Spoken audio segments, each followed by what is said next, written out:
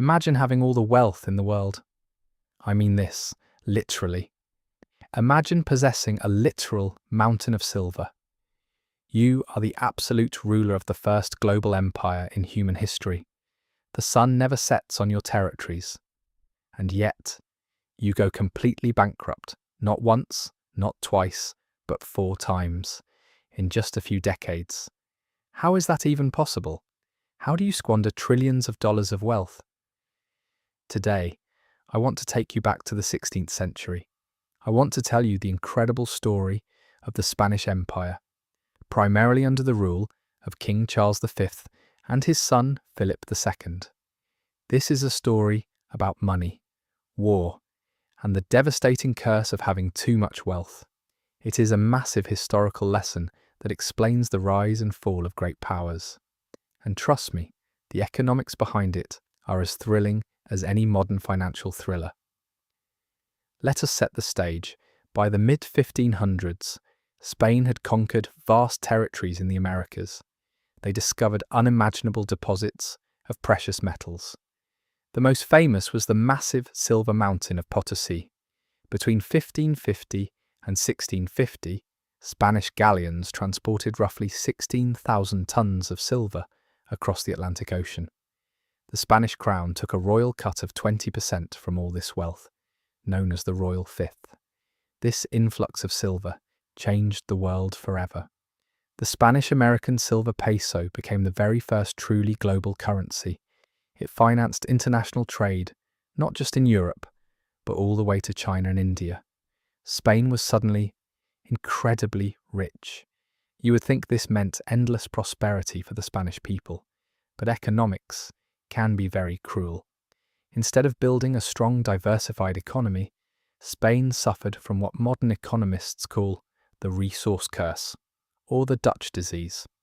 Let me explain exactly how this works. When massive amounts of silver flooded into Spain, it caused a severe economic shock. The supply of money grew much faster than the supply of real goods. What happens when everyone has cash but there are no extra goods to buy? Prices explode.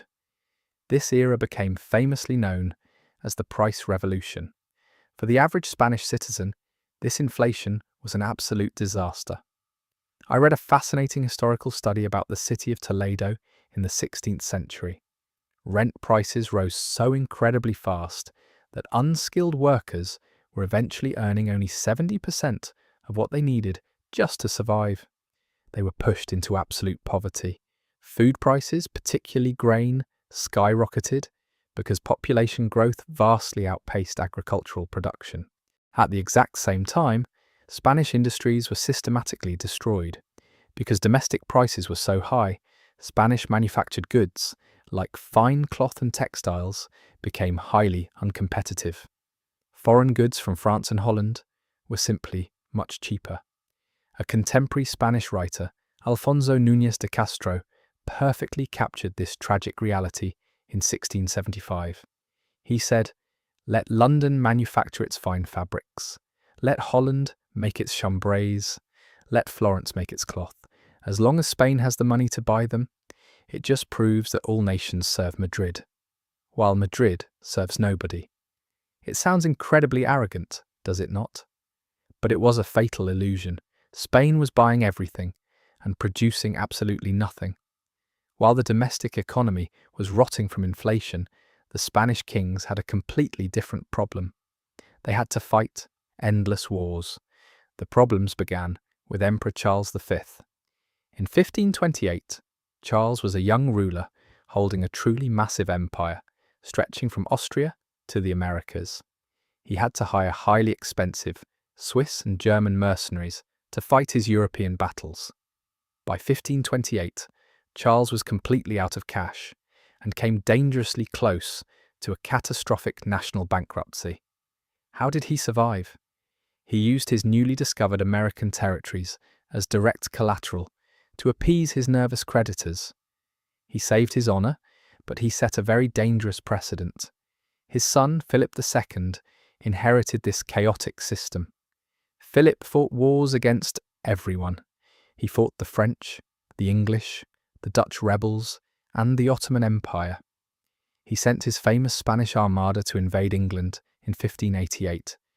He strongly believed he was defending Catholicism across Europe, and therefore money was simply not an issue for him. But war is the most expensive activity a state can undertake. Philip's military spending consumed huge portions of his budget.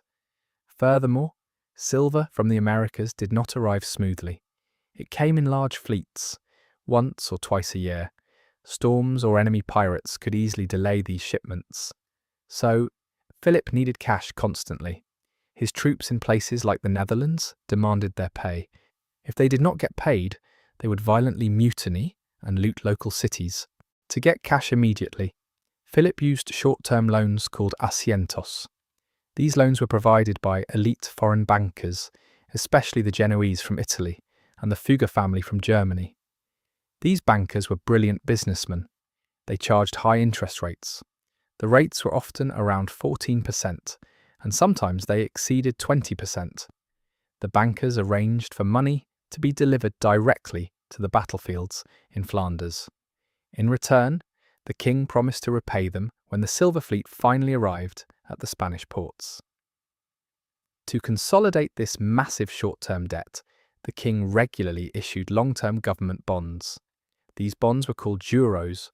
The juros paid a lower interest rate, usually around 5 to 7%. They were guaranteed by ordinary Castilian taxes. But here is the catch. The king could not just raise ordinary taxes on his own. He absolutely needed the approval of the Cortes. The Cortes was the representative assembly of the Castilian cities. This created a highly dangerous triangle of power. You had the king, the foreign bankers, and the local Spanish cities. In 1575, this entire financial system exploded. It remains one of the most fascinating financial showdowns in global history. The king's debt had grown far too large. He desperately needed the Cortes to approve a massive tax increase.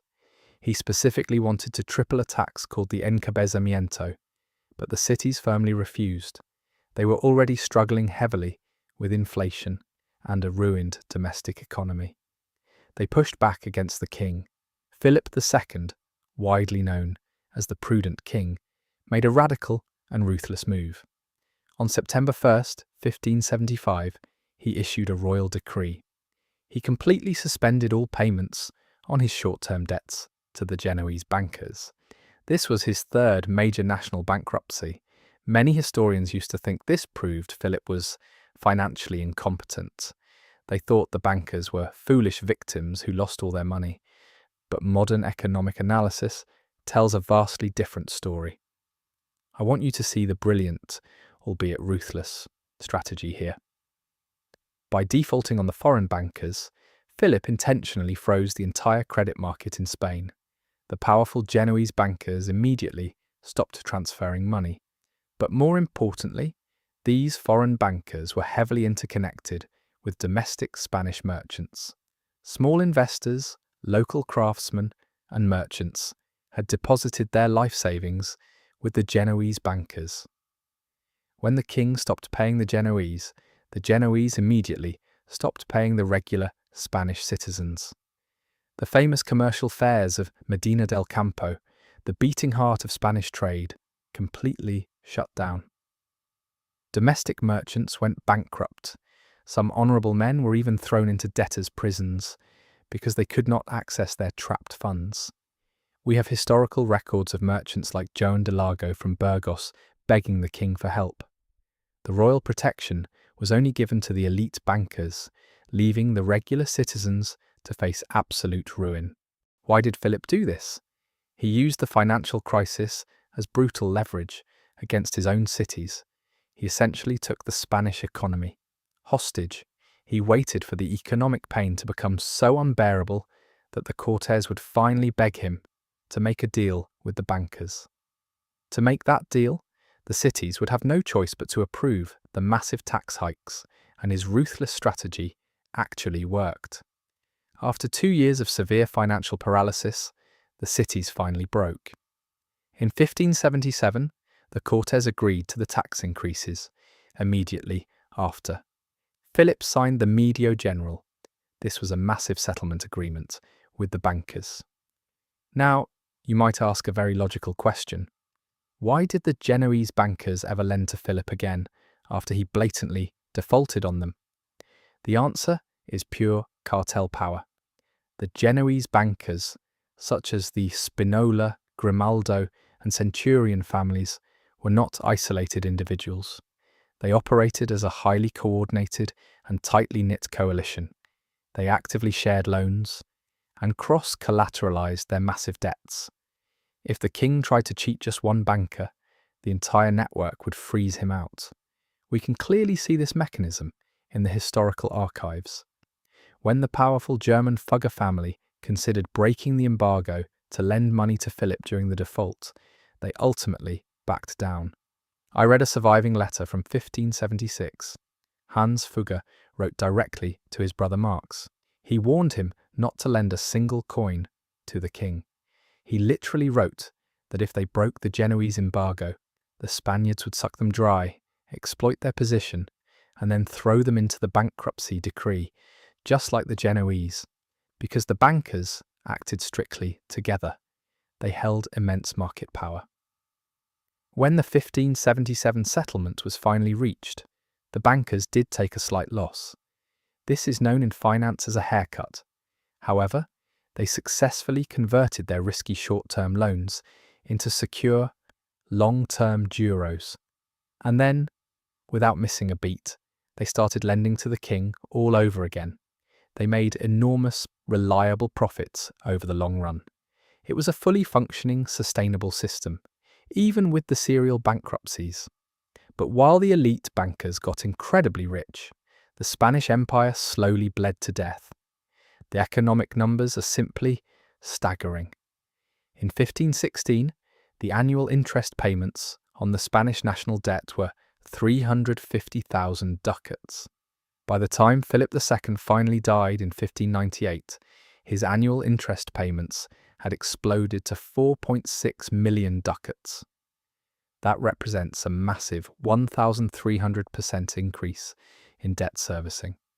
The total national debt reached a mind-boggling 85.5 million ducats. Spain poured its giant mountain of silver into an endless pit of European wars. After the catastrophic defeat of the Spanish Armada in 1588, Philip grew desperate. In 1590, he introduced a heavy new tax called the milones. This ruthless tax targeted basic survival goods like meat, wine, oil, and vinegar. The working classes suffered immensely. Furthermore, the Spanish fought a grueling 80-year conflict against the Dutch rebels. In the end, the Spanish fundamentally failed. The mighty commercial hub of Antwerp, which was under Spanish control, was heavily besieged by the Duke of Parma and fell in 1585. The economic consequences were absolutely monumental. It was exactly like Wall Street collapsing. Overnight, hundreds of the most brilliant merchants and financiers were forced to flee. They migrated north, directly into the rising city of Amsterdam. Amsterdam eagerly absorbed this incredible financial and human capital. The Dutch Republic utilized this talent to establish the Dutch East India Company. They rose from the ashes of the destructive Spanish Wars to become the new commercial and banking capital of the world. Spain possessed the silver, but the Dutch firmly built the future. So, what is the ultimate lesson here? What can we possibly learn from the king, who bankrupted a global empire with solid gold? I believe the historical lesson is profound. True national wealth is not simply having a giant vault full of cash. True wealth is not just discovering a massive natural resource beneath the ground. If your political institutions are weak, if you do not actively produce anything of value, and if you spend all your capital on endless military conflicts and crippling debt, that wealth rapidly becomes a curse. Spain tragically confused shiny money with actual economic development. They allowed rampant inflation to completely gut their working class. They actively destroyed their own manufacturing base because it was simply easier to import cheap goods from abroad. They let foreign bankers extract massive, continuous profits, while the local citizens suffered in poverty. They proved once and for all that a nation can be the absolute richest on earth on paper and still face absolute financial ruin in reality. Next time you hear about a country finding endless oil reserves, or a government printing massive amounts of money to magically solve its problems, remember Philip II. Remember the mountain of silver in Potosi. Remember that a successful economy must be built on real production, innovation, and sound fiscal management, not just on an endless supply of easy money. Thank you so much for exploring this incredible chapter of economic history with me today. If you enjoyed this analytical deep dive, make sure to hit that like button, subscribe to the channel, and let me know your thoughts in the comments. Do you think modern nations are making the exact same financial mistakes Spain made 400 years ago? I will see you in the next video.